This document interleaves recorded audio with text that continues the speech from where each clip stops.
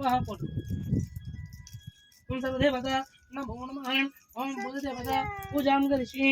ओम शान्ताहारं भुजगशयनं पद्मनाभं सुरेशं